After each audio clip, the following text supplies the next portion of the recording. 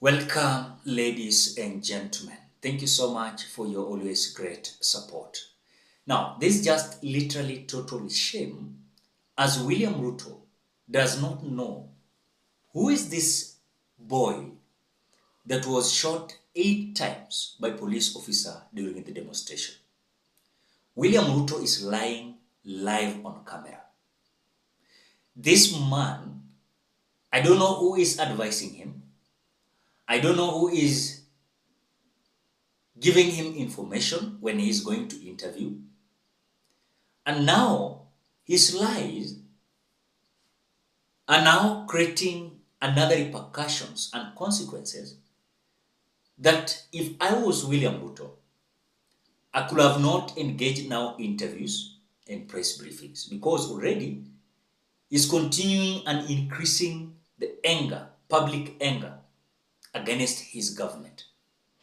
Why is it that William Ruto is saying that the young boy that was shot 8 times by police during the demonstration is still alive? His family now coming on the other side that, oh, I thought that you asked about the young man that was shot with a rubber bullet. You know, sometimes when you look at William Ruto, he's a man that is, his intention is just to lie, just to vindicate his lies. But the truth of the matter is, we have those clips and we know everything. And so he cannot lie. I want you to take just time, listen to whatever William Ruto is saying. President, this boy, 12-year-old, took 8 bullets into the body of a 12-year-old boy. What would you tell the mother of that boy? That boy is alive, right? No, it's not. Kennedy Onyango died. He's died. So he's the one who died? Yes. So you're not talking about the person who was shot with rubber bullets? No. No. Yeah? Shot with bullets 8 times. Let me tell you. Yeah. In Ngong, this is the situation in Ngong, right? In Ngong, there was an incident where the police were overpowered by criminals. They took a firearm from the police. They used that firearm against people. And one policeman had to shoot this fellow who had hijacked a gun from a policeman so that not to endanger the lives of more citizens. It is among the 3 people. One of the criminals is among the 3 people who was shot by the police after they overpowered the police and took the bullet and took the gun from the police and used it against innocent citizens. I cannot confirm to you that this is not the man that shot the child, but investigations are going on and we will get to the bottom of it. Mr. President, I am telling the mother of this young person that I, as president, will make sure that finally I will give her an explanation of what really happened and make sure that we bring this to a situation where, like her, like myself who have children, she too can be, her child can be accounted for.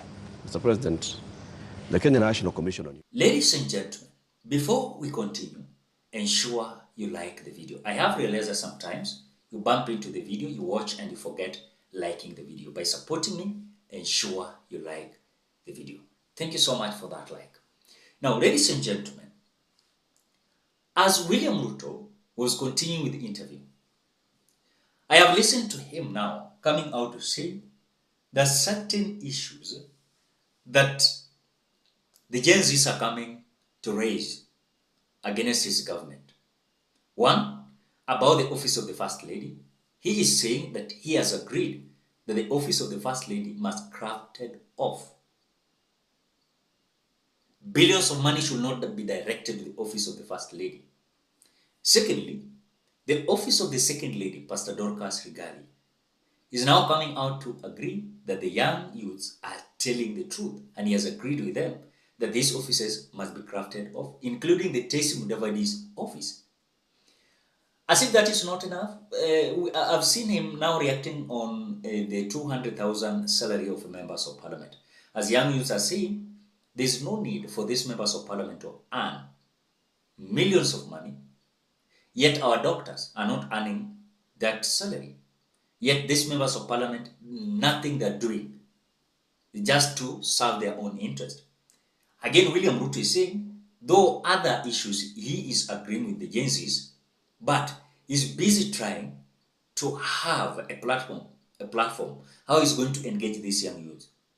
And he has promised the Gen Zs that now he's going to engage them on X, live on X, But let me tell you, this will be a big mistake. And William Ruto is going to be embarrassed. As a whole president, you're going to engage young youth live on X, kitakutema na kitakuwa ile aibu mbaya sana. I think William Ruto is engaging this, and those who are advising him, they are eventually misleading them. So I want you to listen to what William Ruto said.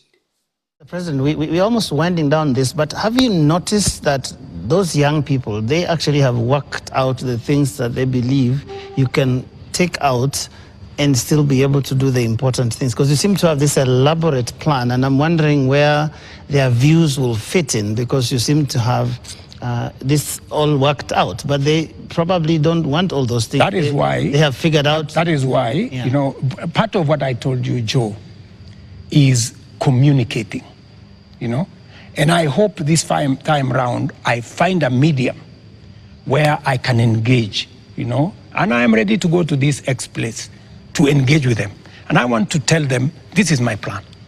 Okay, tell me how I can make this better. Tell me this is not good enough, change this, because I have seen some of the demands they have made. They have said that don't hire CASs, and I agree with them. They have said remove the office of the first lady, the spouse of the second lady, and all that, and I have agreed with them. They have said a couple of things that we already are in agreement. They have, of course, said some of the things, abolish the office of women rep. I've seen they have also said we should reduce the salaries of MPs to 200,000 or something. Some of those things are things that are not in my power. Those are the things that we need to do, a whole of society, a whole of nation approach, so that if we are bringing down salaries from 1.1 trillion to 700 billion, that is something I am willing, and I am ready to start with my own salary, going down to salaries of others, so that we can all live within our means. Your Excellency, we're now going to our final questions. And my final question will be about... Now, Kenyans, William Ruto is a man that does not have those who are advising him in a right way. Those who are surrounding William Ruto, they are lying to him. William Ruto is paying billions of money to his advisors, but they are doing shoddy work. At the same time, look at his communication team. Poor. He is having poor communication team that cannot even verify some issues that their boss is going to tell Kenyans. A whole president coming live on television, lying to Kenyans, yet is pretending like he's doing the right thing. It is a disbelief that the man, many individuals died because of this man, yet he's trying to defend that police officers never killed anyone. And again, on this side, is continuing to add souls. Penye already meumia, expecting that people are going to heal. We cannot heal already, is to continue to make these bishops in the Statehouse. The man must resign. Why? Because he's continuing to manipulate issues day in, day out. Press briefing, interviews. If I could have been William Ruto, ningenyamaza na collect my team na tuseme, and yet these people are talking. This is not the time for meeting bishops in Statehouse. This is not the time meeting these Gen Zs, because Gen Zs, they don't want a meeting. They want some issues to be actualized. That is it. But William Ruto thought like, now the demonstration of the Gen Zs now is coming up with meetings, meetings. Gen Zs, they have not directed William Ruto to meet anyone. Gen Z, they just want to craft off the office of the First Lady, the Second Lady, and Tesi Mudavadi's office. Reduce the salaries of members of parliament because they are now serving their own interest. Let the doctors earn more money. These people save our lives on a daily basis. Other offices like this chief administrative secretary must be crafted off also. Because we are seeing like William Ruto wanted to bring it back after court accepted that they can continue with it. And that's the same thing that William Ruto is again agreeing that now is going not to bring the agenda of Chief Administrative Secretary, so-called CAS. On the other hand, William Ruto is being told that some individuals in his government, they must be fired. They are corrupt. They are corrupt and they must go. It is not please, it is a must. And if he's not going to do this, then William Ruto must go. That is what the Gen Zs are saying. That is what the Gen Zs are saying. But now, Kenyans, is William Ruto going to win this battle? Because I saw Mutai Nguni coming up with this opinion poll. And this opinion poll, now over 70% people across the Republic of Kenya are rejecting William Ruto. They don't have trust to William Ruto. William Ruto is someone who is lying on a daily basis.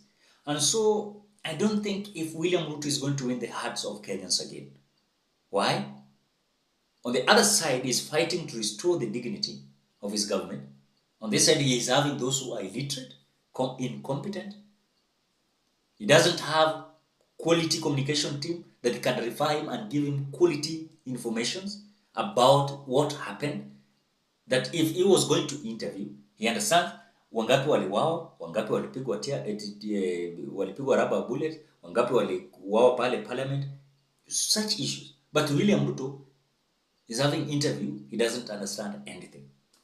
So those are the issues that now William Ruto is continuing to injure the hearts of Kenyans because he's continuing to lie, he's continuing to behave as if the president is so illiterate, he doesn't know anything. Ladies and gentlemen, what do you think? Drop your opinion at the comment section below. Otherwise, thank you so much because of your great support. Please consider subscribing, liking, commenting, and sharing this video. Bye-bye till you meet in another video.